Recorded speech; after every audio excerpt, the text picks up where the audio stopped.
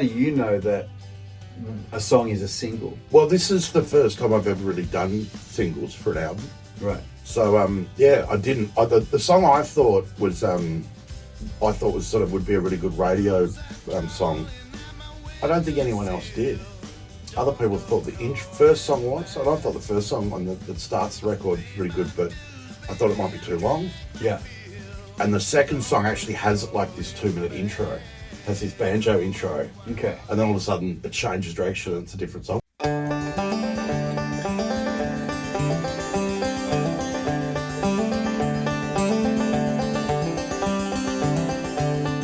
I had my friend's really awesome, really nice banjo. Yeah.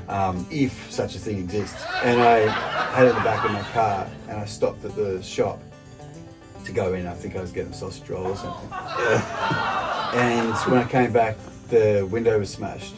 Oh, really? Someone stole it? No, there were 6 other banjos. No, I can't believe I felt that. I can't believe you did I've it. heard it so many times. I remember smiling when I first met you.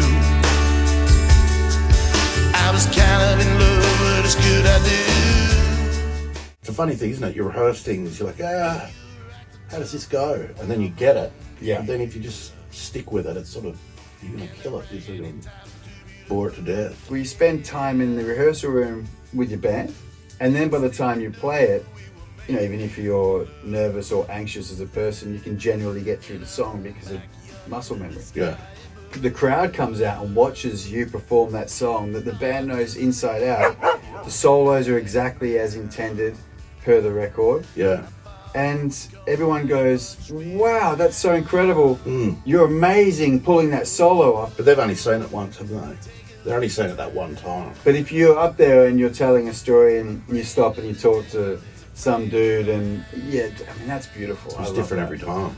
I think that's what Bob Dylan's like. People get really upset about it. Yeah, right. Because he's changing it up and, you know, a lot of times it probably falls flat, but it's... God, that sounds like my life. The risk is better. Yeah. Because if it works, it's way worth it falling flat 10 times if it works amazingly one time. And you're at that gig and you see that version, you're just like, oh my God. Oh man. So they're taking a big risk, but they're not really. They're also just, I guess they're confident and they're loving with the music that they're like, this song can go different ways and there's no right way. You might not like it, but you can't make everyone happy. So this is the way we're going to do it. That's exactly right. I'd love the consumer to know a bit more about where their music comes from. Yeah, because most people don't.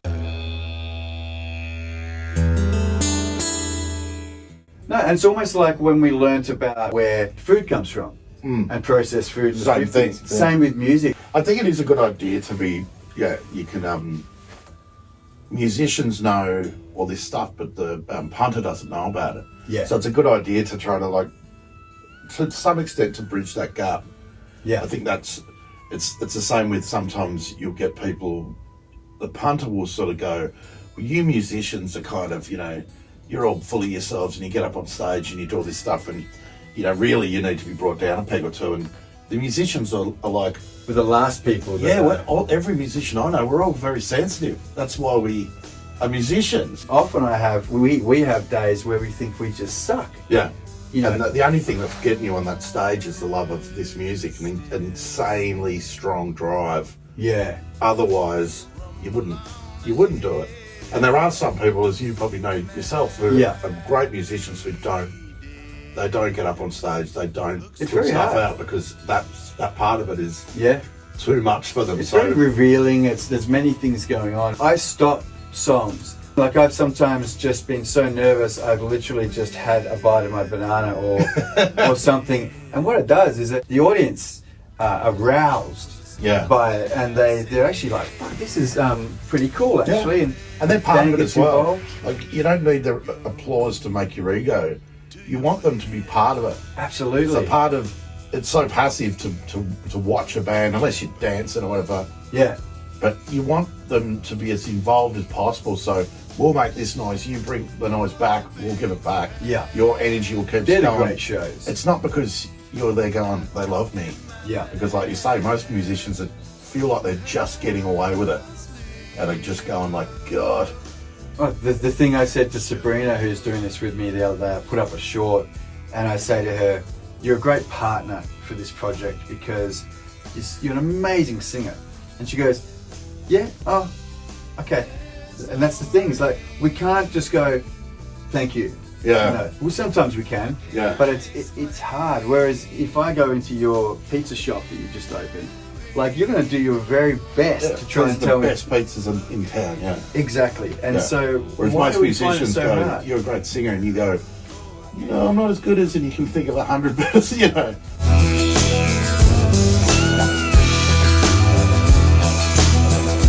People say Bob Dylan can't sing for crap, whereas they listen to Neil Diamond, who could sing. I can't stand his voice. Yeah, same sort of thing, isn't it? But Great songwriter. But amazing songwriter, Yeah. but again, very different. I don't think his singer's that good, whereas I love Bob Dylan, so... I totally agree. Yeah. Like Sabrina, I say that to her because she's got that real soul. Like, undeniably great voice. Yeah, like Paul Slattery from Yeah. Moreland, and Yeah. you know, like he's just, you listen to him and go, Jesus, man. Yeah. That's an amazing voice. Yeah. And but it's not. There's no best, and that's the No, problem. it's a big spectrum of colour. You know, Yeah. a big spectrum of all. It's like we talked about before. Like, you might not like this song, but the other thing is, Yeah. you might not like it the first time you hear it. Yeah. But the third time you hear it, it's your favourite song. Yeah, for So sure. it changes, or you change. So this is what's great about having such a full spectrum. There's space for everyone, and you know, There it's all different, and even stuff you don't like. If you're tolerant, there might be a time and place for it. Even a week later, you might be like, wow, that's really hitting the Oh, spot. My favourite record of all time is On the Beach by Neil Young. Oh, wow. Because You I was know? actually thinking about On the Beach before when we were talking about doing lots of albums. I used to always love On the Beach because it just seemed like it was this album that snuck out. Slipped in there that somehow. nobody kind of liked at the time. It's got the band on it. Yeah, And it's this brilliant album, but it almost felt like this little forgotten masterpiece. the songs are good. Oh, brilliant, yeah. Like, and then you've got Vampire Blues, which is a 145. You know, we can all sort of Yeah. fart that out in our sleep. And that last, the second side, which is so introverted and spooky and late night. He's spooky, isn't Yeah. it? I went to the way- radio interview. Oh, that it's. Ended up alone at the microphone. See, Yeah. it just gives me So- like chills. so It's so spooky. beautiful. It's and- sort of about his experience being a musician who fairly popular in Buffalo Springfield, but then yeah, right. did this second, third solo album, and just Harvest just set So him it was up a for- Harvest that did that. Harvest was just, but I reckon Right. Harvest is what Neil Young's still living off. Like that's the album that Yeah, he bought these ranches and he was suddenly like yeah. made as a squillion. Yeah. I never even cried, I never felt so ill. You know the old blues songs where you listen to them. I'm talking like Lead Belly and all that stuff. There's often it doesn't make sense. No. We talk about 145 with blues, but sometimes they jump to that four They'll chord. jump whenever they want. Yeah. I was talking to a friend about Howlin' Wolf's The Little Red Rooster, and half the band are playing one song, the other band are playing other half, but it's brilliant. Yeah, But they are definitely does not make sense of what the entire band are playing. no. How much cooler than your parents' old show tunes can you get than a band that are off their heads, not even playing the right instrument? You know, that's kind of the appeal of that. Yeah.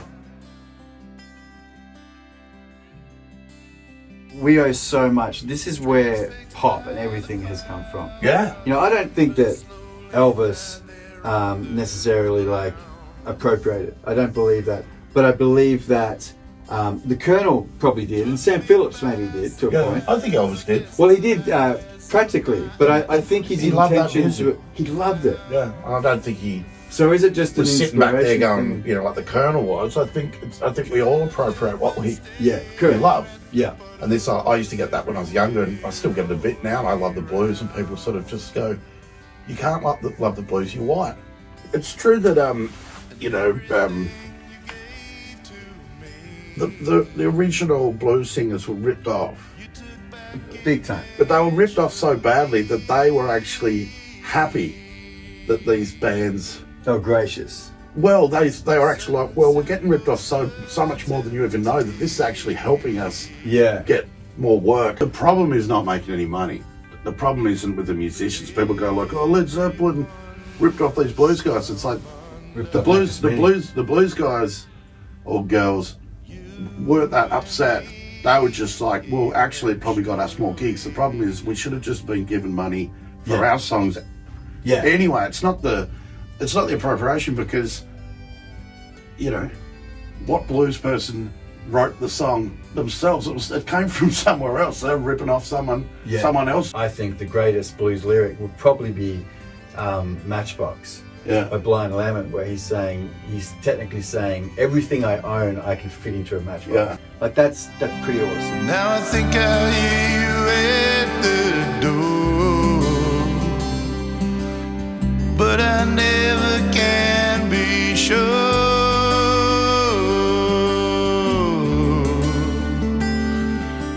Beyond our reach forevermore, threshold crossing motherfucker. I wish I